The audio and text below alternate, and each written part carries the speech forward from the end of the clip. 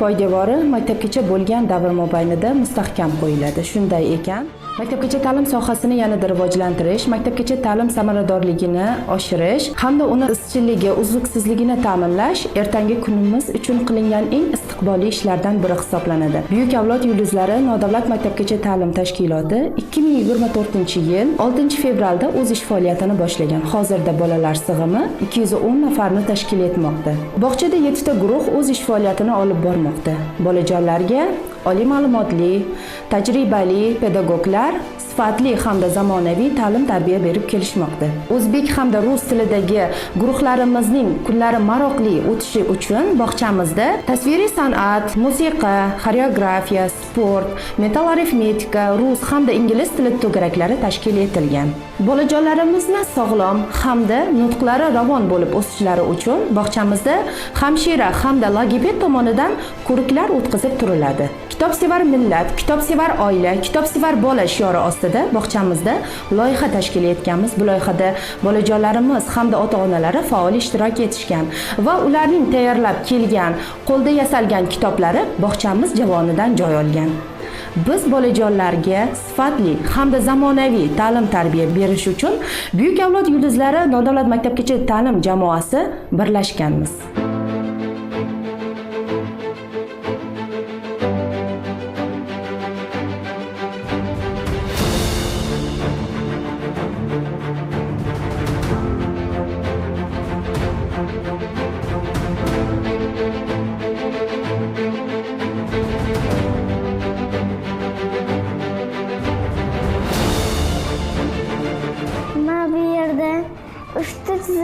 Raqs tuzayotgan qizlarni, chiroq yonib turganlarni, mana bu yerda zinapoya, ular bunda o'tirishadi.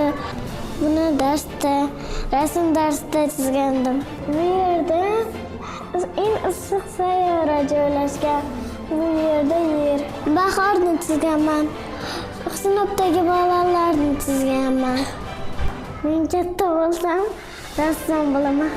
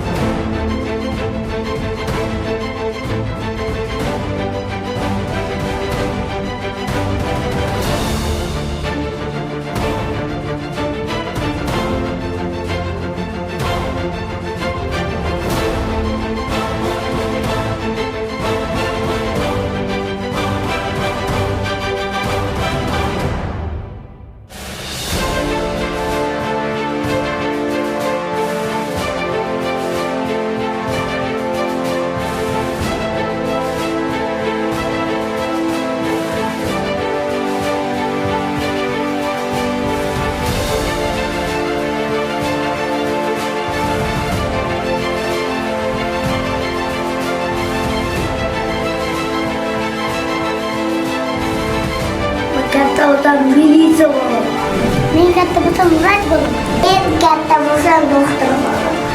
Men katta bo'lsam dizayner. Men katta bo'lsam o'qituvchi bo'laman. Men katta bo'lsam doktor bo'laman.